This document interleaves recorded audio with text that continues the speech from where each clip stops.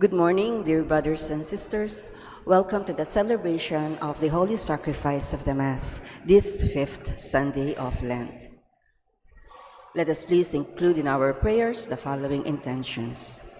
For the thanksgiving of Clean, Gabriel, Dare, Estacio, Gabriel and Laura, the Aguilar family, Mark, Michelle, and Lida Rivera, Jesse Coyugan and family, Gueco Coyugan family, Nicolo and Montgomery Garcia and Brent, Mark Anthony Manguera and family, Ruperto and Nida Rodriguez and family, Luke Garcia and family, Marlon Joyce and Ira Takdol, Sydney Rose Manyalak and family, Lito and Lori Zapanta and family, Datayaw family, Ron Eli Manguera and family, Ana Elena Manguera and family, Christopher Ray Manguera and family. For the birthday thanksgiving of Tria D. Canlas, Maylin Magtoto Anunciacion, Rene Del Rosario, Judge Jovi Mercado, Dr. R. Enel B. Dizon, Joel Gamboa, Gab Gutierrez. For the special intentions of Sai Gabuan, Bernard T. Malyari IV, Shaina T. Malyari, Nico Malgapu, Jet and Michelle, John Lucas and John Lawrence Pascual, Ray and Loida Rodriguez, Helen David, Tita V. Bermudez, Eleanor Ventura, Phil Janet Castro and family, Chucky Maan Castro Alonzo, Anita Alonzo, Bernie Baby Hanson and family, J. Sharon Manuel, Henry Jonel Morales and family, Reden and May Rivera, J.R. and Aina Mahia, Reden, Jeremy and Joy Rivera, Mark Homer Munoz, Patrick and Sara Gokinko, Herminio Lynette Nucum and family, Rick Grace, Alexi Lumanlan. For the safe travel of Arnie Leonard and Tricia Canlas. For the healing, speedy recovery, and good health of Jacinta Tolentino, Catalina Austria, Elijah Pangilinan, Manolita Pasion, Lucinio M. Tiksay, Banjo Serrano, Edeline Angeles Gozun, Romel Santos Batol, Katrina Camille Gozun, Anthony Chase Coco Gozun, Enya George, Cherry Amor E. Esguera, Liza Garcia, Marciano H. Castro, Pat Ahos, Pepito M. Galang, Eric Jimenez, Melinda Consolacion, Angelito Miguel, Divina Gracia Carbunco, Edel Umlas, Gloria Pandillo, Ernesto Dizon, Marciano Castro, Tony Hecker, Manolita Pasion, and those whom we pray for healing.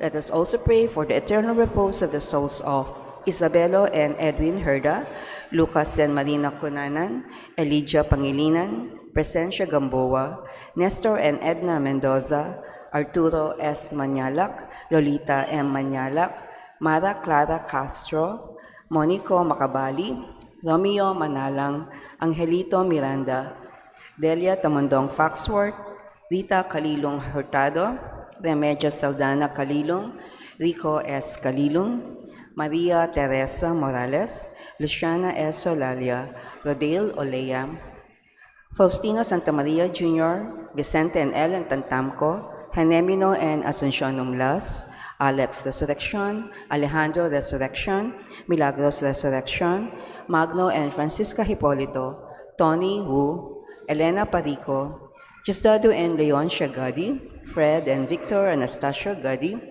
Regina Pangilinan, Felicidad Gamboa, Prospero Rivera Sr., Alfonso Balingit Sr., Gloria and Candy Rivera, Juan Susbilia Sr., Lourdes Rivera, Marcos S. Castro Sr., Esmirna Perez, Eliadora Balingit, Daisy G. Fajardo,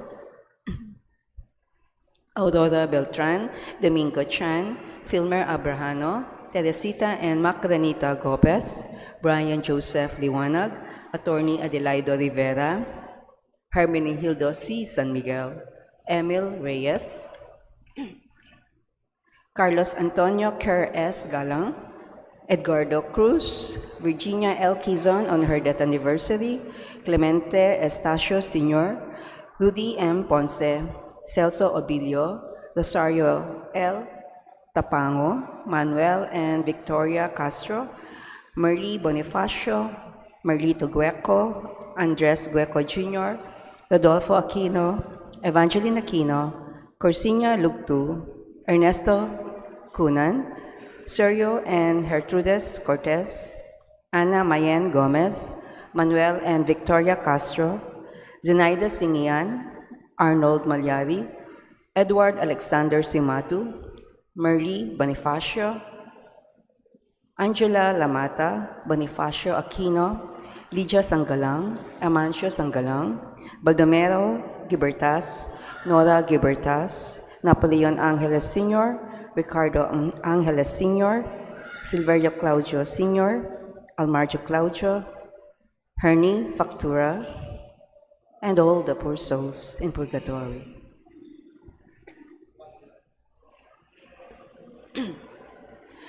With our Mass presider, Reverend Father De Gugasius Kerr S. Galang, let us all rise and glorify the Lord by singing the entrance hymn.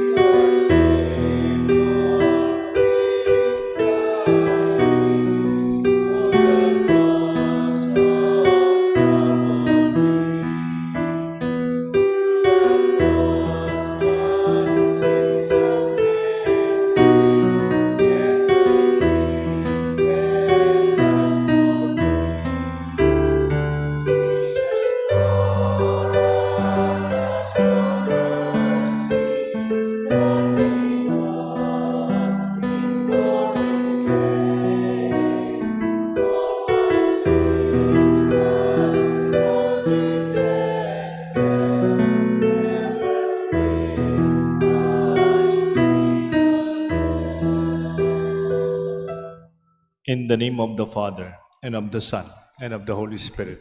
Amen. The Lord be with you. And with your spirit. Good morning po. Good morning, Father Deo.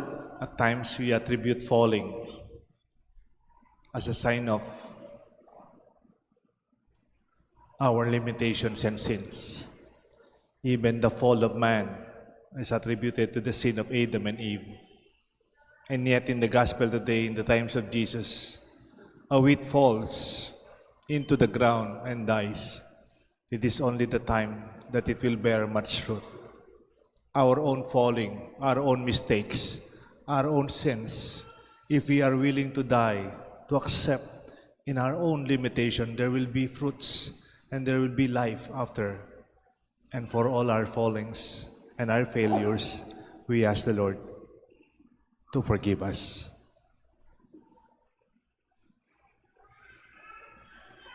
Together we pray. I confess to Almighty God and to you, my brothers and sisters, that I have greatly sinned in my thoughts and in my words, in what I have done and in what I have failed to do, through my fault, through my most grievous fault.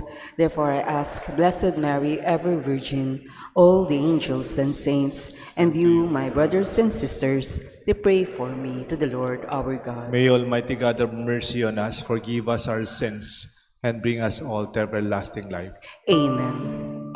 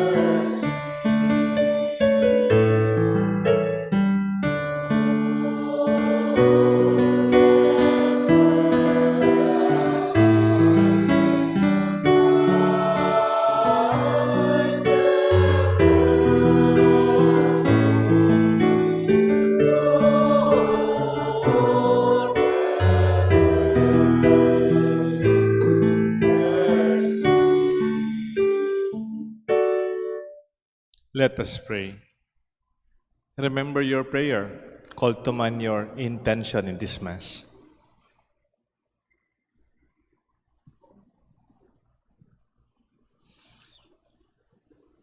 By your help, we beseech you, Lord our God.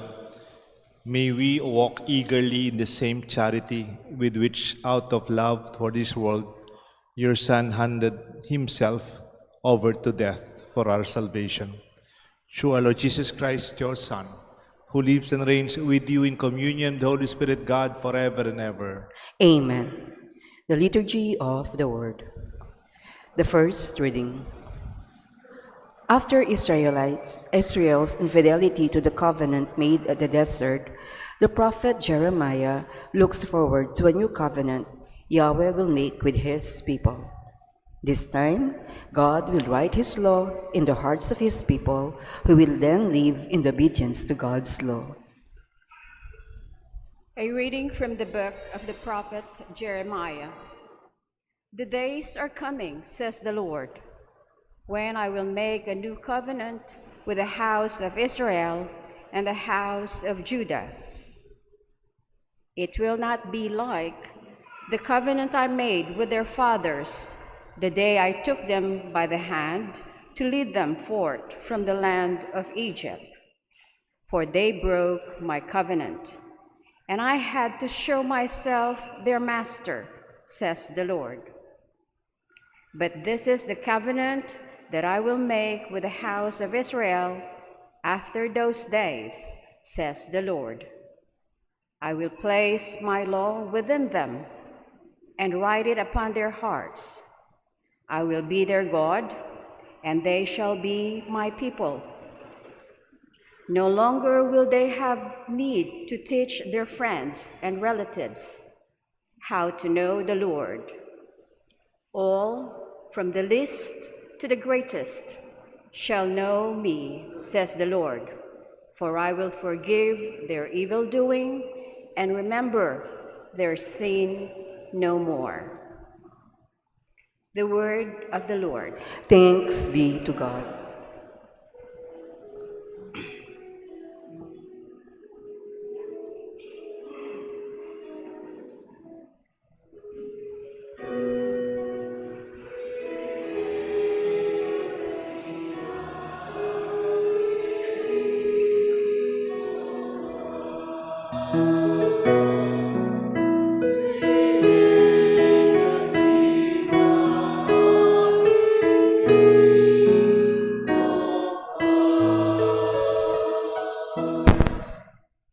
Have mercy on me, O God, in your goodness. In the greatness of your compassion, wipe out my offense. Thoroughly wash me from my guilt, and of my sin cleanse me.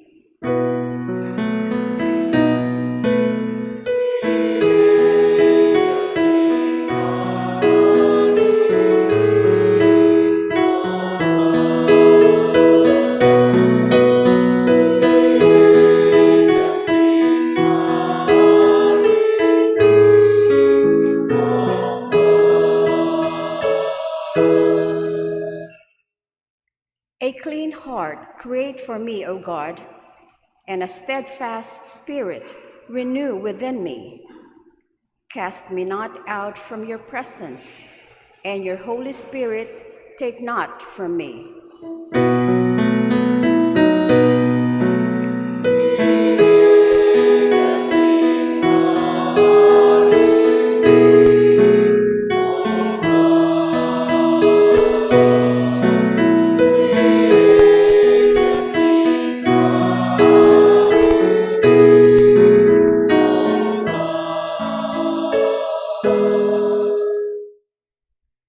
Give me back the joy of your salvation, and a willing spirit sustain in me. I will teach transgressors your ways, and sinners shall return to you.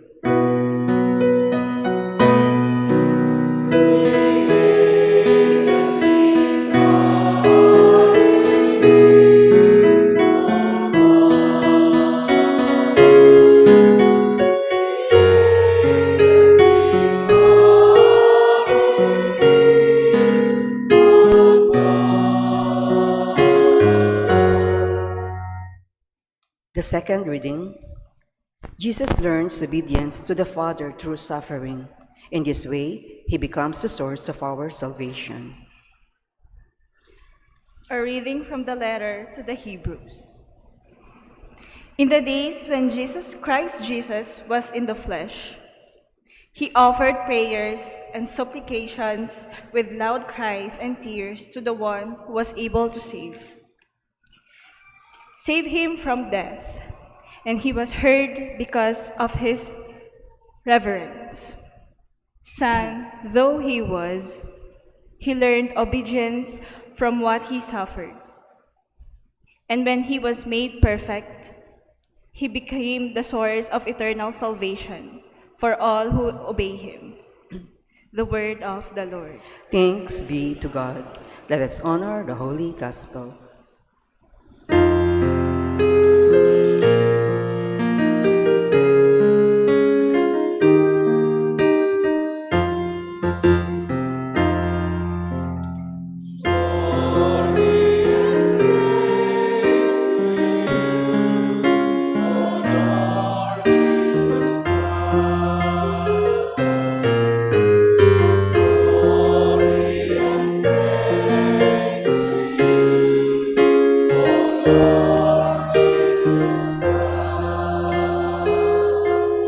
Altogether, whoever serves me must follow me, says the Lord, and where I am, there also will my servant be.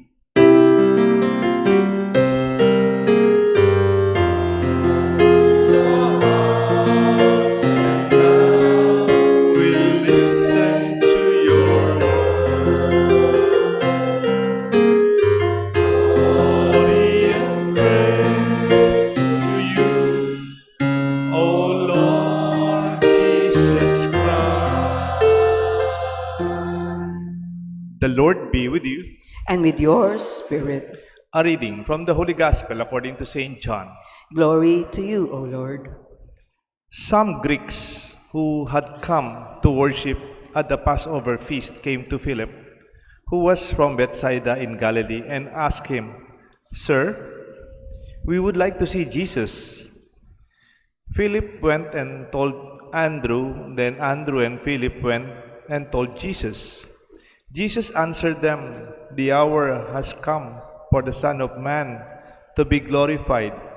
Amen, amen, I say to you, unless a grain of wheat falls to the ground and dies, it remains just as a grain of wheat. But if it dies, it produces much fruit. For whoever loves his life loses it, and whoever hates his life in this world will preserve it for eternal life. For whoever serves me must follow me, and where I am, there also will be my servant will be. The Father will honor whoever serves me. I am troubled now, yet what shall I say? Father, save me from this hour. But it was for this purpose that I came to this hour. Father, glorify your name." Then a voice came from heaven saying, "I have glorified it and will glorify it again." The crowd there heard it and said it was a thunder. Then others said an angel had spoken to him. Jesus answered and said, "This voice did not come for my sake, but for yours. Now is the time of judgment on this world. Now the ruler of this world will be driven out. And when I am lifted up from the earth, I will draw everyone to myself." He said this, indicating the kind of death he would die. The Gospel of the Lord. Praise to you, Lord Jesus Christ.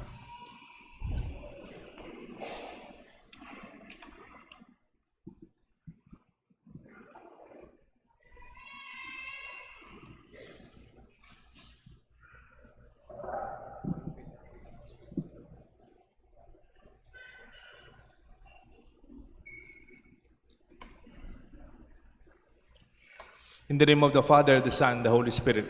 Amen. The fall. Pag sinabi nating to fall, something quite negative. If you remember When Adam and Eve from the very beginning sinned, it's called the fall of humanity. To fall is something that we have to avoid. Kahit sa mga matatanda, mga senior citizen, please avoid falling. Pag nadulas ka, delikado po yan. Noon na-stroke po ako, may nabasa akong libro. Ang title niya, The Floor That Kills. Yung sahig na nakakamatay. When you fall, you broke your hip or your knee. Pag matanda ka na, it takes time para mag-recover, mag-heal yung bones. Kaya nga, minsan, nakahiga ka, some other complications will happen. Pwedeng tumaas ang sugar mo, hindi ka makapag-exercise. Pwedeng magka-bed sore ka, and other complications. And then gradually, we will deteriorate. That's why the word falling is something very negative. Kahit nung nag-aaral tayo, bumagsak sa pag-aaral, I failed in this subject. Parang hindi ka pumasa. Parang kulang ang kakayahan mo. Kahit sa negosyo, when you have failed in your venture, it means you are not successful. You failed in your desire for your livelihood. Nahulog is sign of sin. To fall, bumagsak. Pagkakamali, kasalanan. It has these negative connotations. However, the gospel today, Jesus uses the word to fall from another perspective of salvation. To fall not in the negative perspective that we always have. Sabi niya sa gospel, unless a grain of wheat falls into the ground and dies, it only remains as a grain of wheat. But if it falls and dies, it will bear much fruit. Pwede pala, your own falling can also be the beginning of something beautiful if we are willing to accept it, even maybe to say sorry and learn from it to grow. Saint Lawrence, a deacon of Pope Sixtus, was martyred a day before Pope Sixtus himself. Lawrence wanted to die before his master, the Pope. At sabi nung isang historian, church historian, pangalan niya Tertullian, the blood of the martyrs is the seed of the church beginning. Yung dugo ng mga naunang martir was the seed that really watered and sustained the beginnings of our church. Kaya nga po matibay ang simbahan natin. Ang pundasyon ay dugo ng mga martyrs. Those who have fallen to die for us and to be saved. There's this book entitled Falling Forward. It was written by John Maxwell. John Maxwell also offers another perspective of falling. Not from the negative perspective, but an opportunity to do better. I could remember some of the lines I would not forget from this book. Sabi niya, it's not a tombstone. It's just a stepping stone. It's not a breakdown. It's actually a breakthrough. Pwede, ang pagkakamali mo, sabihin mo, oh, tombstone, patay na to, patay na, wala tayong pag-asa. Pero pwede mong sabihin, after this mistake, after this falling, I can do better. Pwedeng di ka pumasa sa board exam o sa final exam nyo sa school. It's not the end. It's just preparing you for a better exam next time. You can fail in your first venture, in your business. It does not mean the second will be the same. I'm sure you'll learn your lesson. Di ba may expression, there are no mistakes, only if you learn. If you learn your own lesson, then you gain. You become better facing the next. It's not a breakdown. It's a breakthrough. Marami po akong nakilala dumaan sa napakahirap na nakaraan. But they did not break down. They did not give up. They use it as a breakthrough to other new opportunities.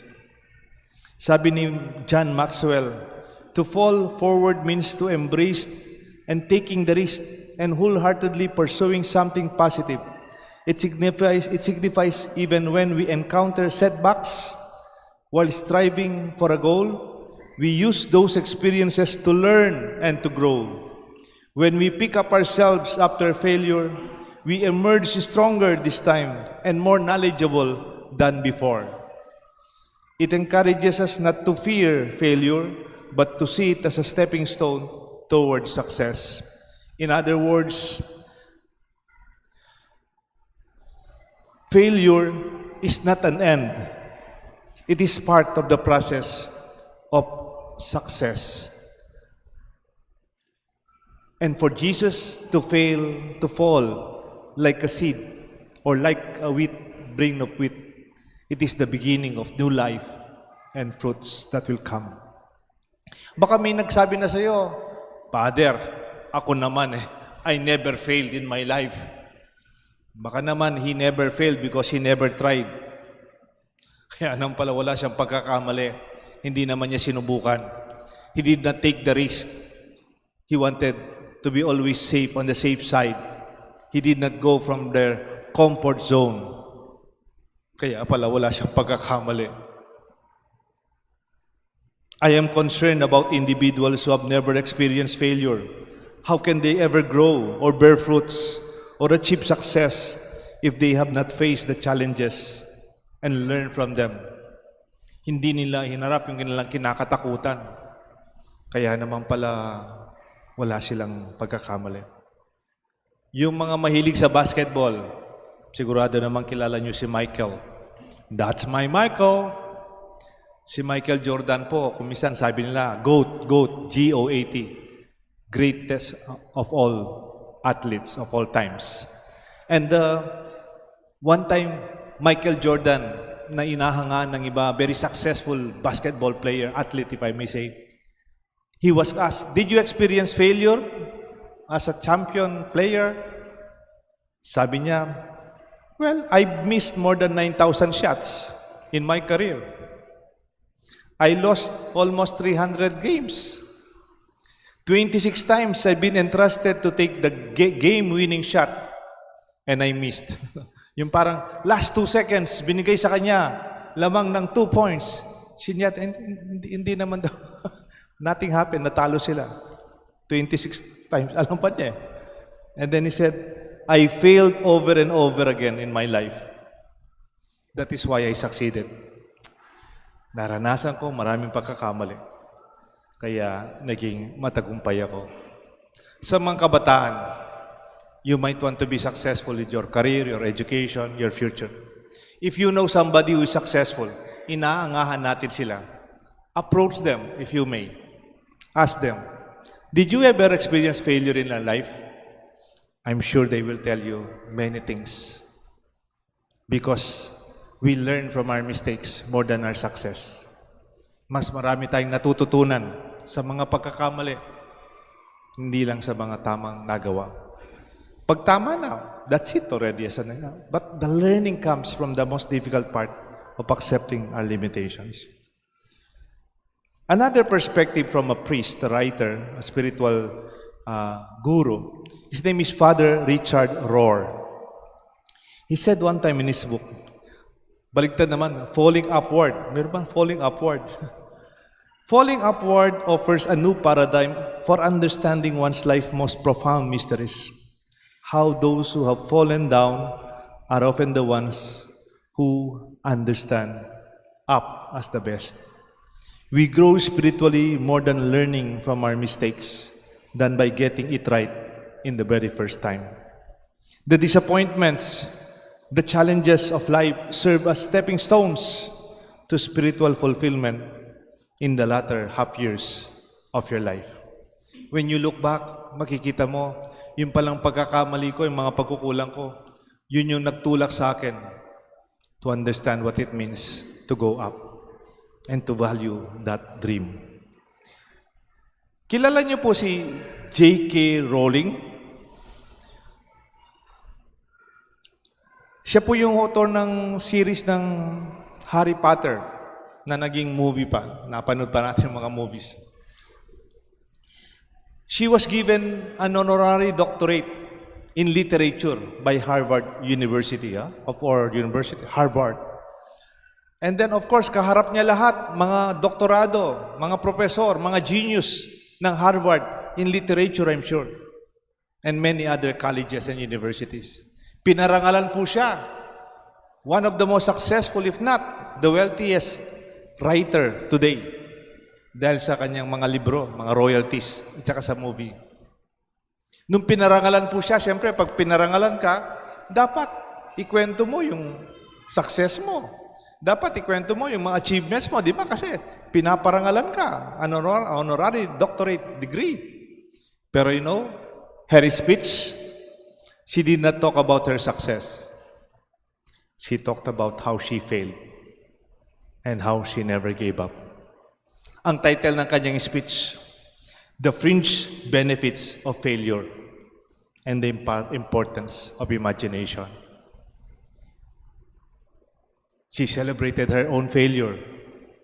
Sa harap ng maraming tao, ang kinuwento niya ang kanyang mga pagkakamali, ang mga kahirapan niya, hindi man ang kanyang tagumpay. Kahit na pinaparangal siya ng university. I remember part of her speech.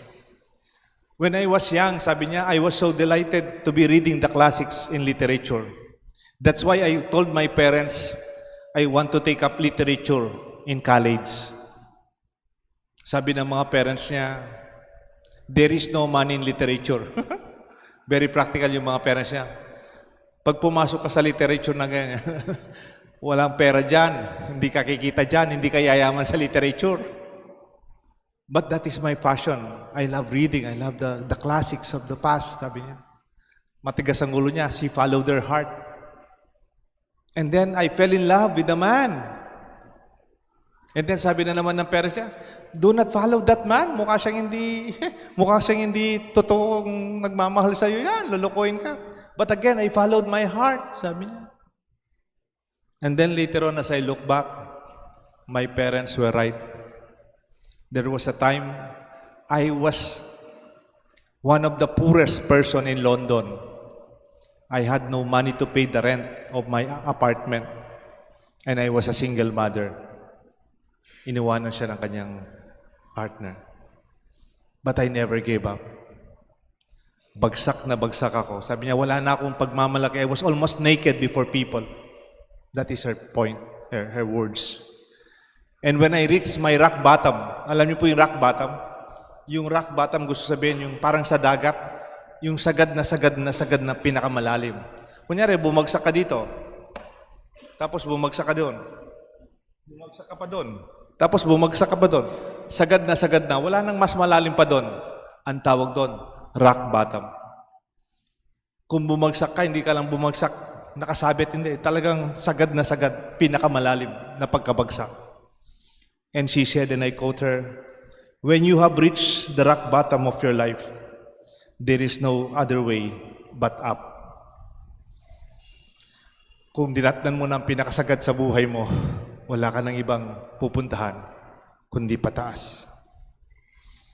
As the rock bottom became the solid foundation on which I rebuilt my life. Nung sagad na ako, itong naging pundasyon ang aking naging bagong buhay. My dear friends, we may be falling or maybe have fallen. This is the solid foundation where you can rebuild a new fruitful life ahead of you. May God bless us all, the Father, the Son, and the Holy Spirit. Amen. Together we profess our faith. I believe in God, the Father Almighty, creator of heaven and earth, and in Jesus Christ, his only Son, our Lord, who was conceived by the Holy Spirit, born of the Virgin Mary, suffered under Pontius Pilate, was crucified, died, and was buried. He descended into hell. On the third day he rose again from the dead. He ascended into heaven and is seated at the right hand of God, the Father Almighty. From there he will come again to judge the living and the dead. I believe in the Holy Spirit, the Holy Catholic Church, the communion of saints, the forgiveness of sins, the resurrection of the body, and life everlasting. Amen. Let us ask the Heavenly Father to help us to be like Christ His Son, who loves the world and died for our salvation. With confidence we pray, Lord, listen to your people. Lord, listen to your people. May Pope Francis, the bishops, the clergy, and consecrated men and women be examples of self-giving love and inspire the people to glorify you through their good works, we pray. Lord, listen to your people. Inspire our government officials to build a world of peace and goodness and show concern for the good of all, we pray. Lord, listen to your people. Make our love grow deeper every day so that we may share with others their joys and sorrows, we pray. Lord, listen to our prayer. Keep us from all harm and diseases so that we may continue to live harmoniously, we pray. Lord, listen to your people. Grant that our beloved dead may be reborn to a new life in you and rejoice forever in the vision of your glory, we pray. Lord, listen to your people. Let us pray for the urgent concerns of our community and our personal intentions.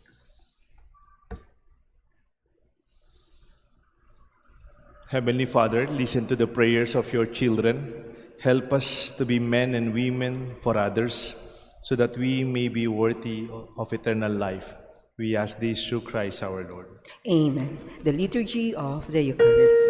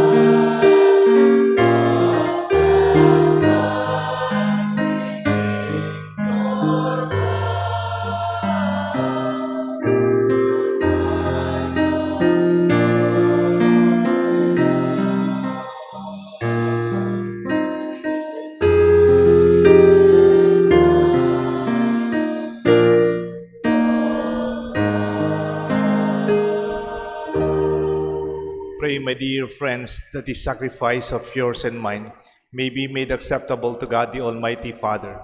May the Lord accept the sacrifice at your hands for the praise and glory of his name, for our good and the good of all his holy church. Hear us, Almighty God, having instilled in your servants the teachings of the Christian faith, graciously purify them by the working of this sacrifice.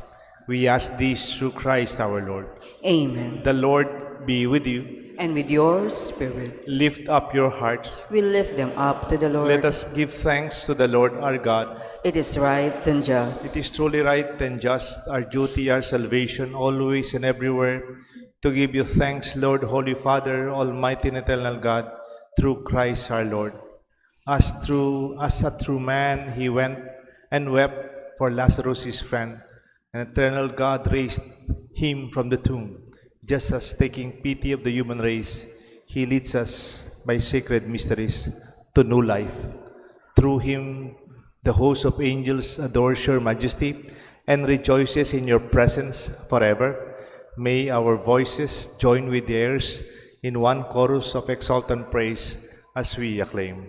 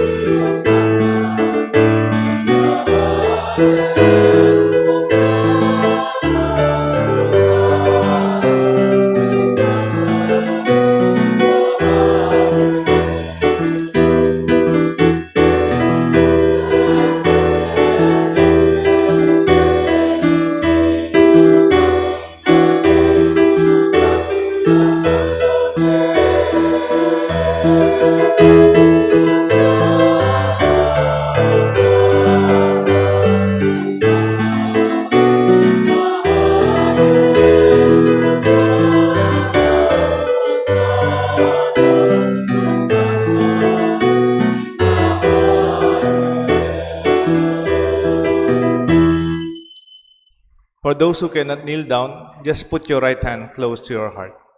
You are indeed holy, O Lord, the fount of all holiness. Make holy, therefore, these gifts, we pray, by sending down your Spirit upon them like the dew fall, that they may become for us the body and blood of our Lord Jesus Christ. At the time he was betrayed and entered willingly into his passion, he took bread, giving thanks, broke it, and gave it to his disciples by saying, "Take this, all of you, and eat of it, for this is my body, which will be given up for you."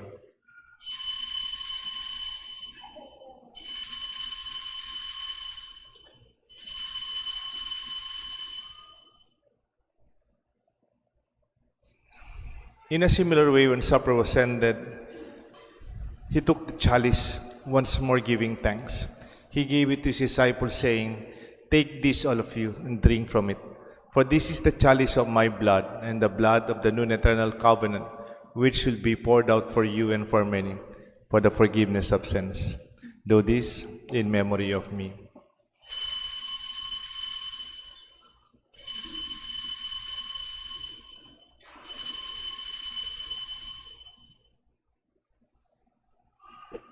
The mystery of faith.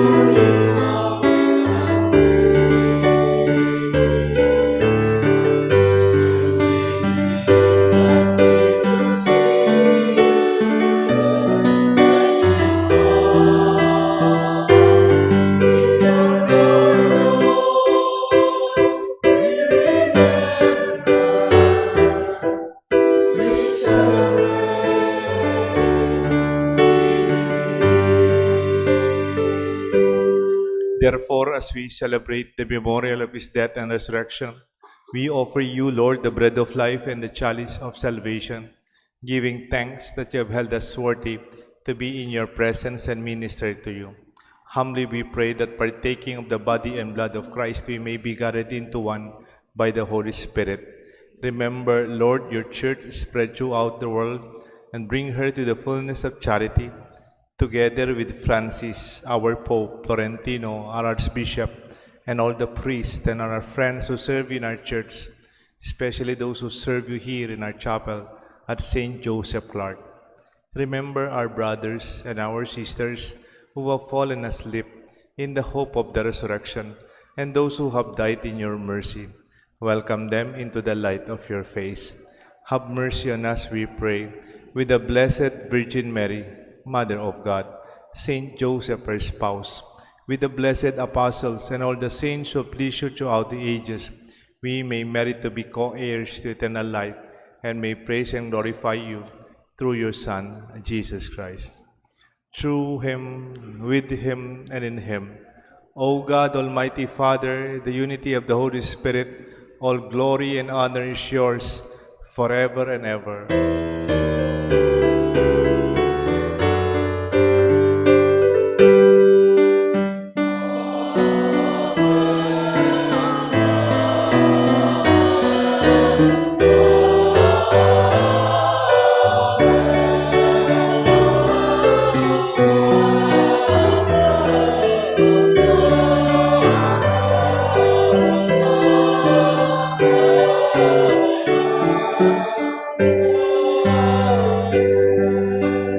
At the Savior's command, informed by divine teaching, we dare to call God our Father.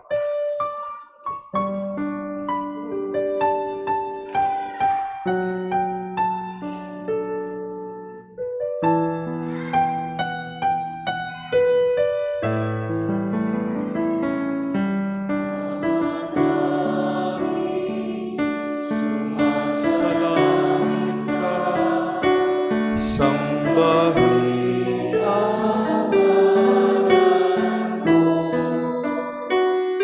Ama sa amin ang kaharian mo, sundin ang loob mo, dito sa lupa para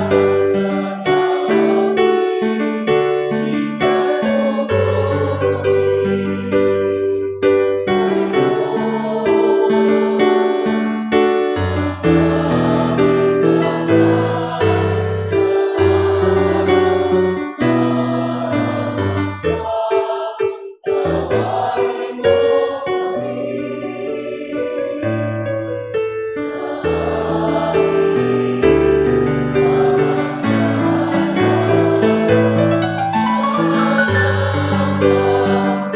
patawad namin sa nagkakasala sa amin, at huwag mo kami ipahintulot sa tukso, at iadya namin sa lahat ng masama. Deliver us, Lord, from every evil. Graciously grant peace in our days, that by the help of your mercy we may always be free from sin and safe from all distress, as we await the blessed hope and the coming of our Savior, Jesus Christ.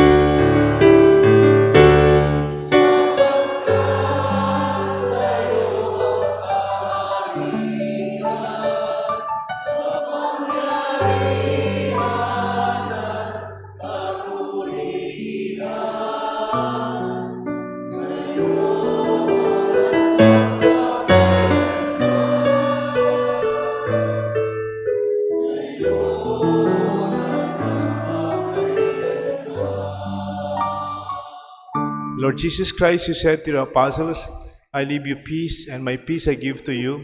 Look not on our sins, but on the faith of your church, and graciously grant her peace and unity in accordance with your will, who live and reign forever and ever. Amen. The peace of the Lord be with you always. And with your spirit. My dear friends, we greet each other with the sign of peace. Peace be with you. Peace to all.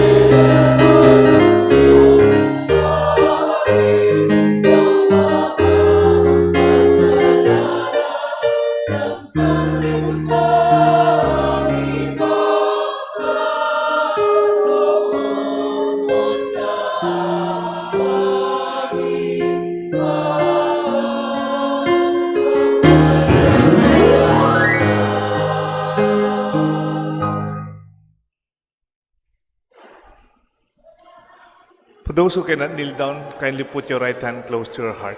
Behold the Lamb of God, behold him who takes away the sins of the world. Blessed are those called to the supper of the Lamb. Lord, I am not worthy that you should enter under my roof, but only say the word, and my soul shall be healed.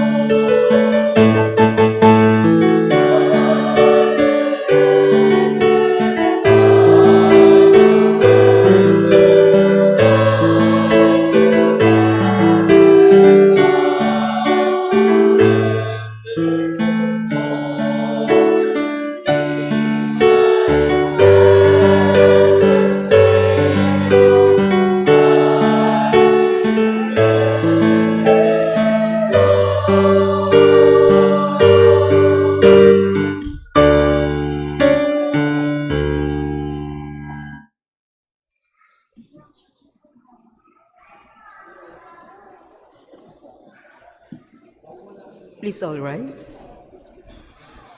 Let us pray.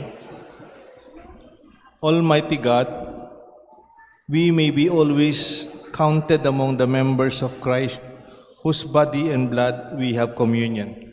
And we ask this through Christ our Lord. Amen. Please be seated for a minute or two.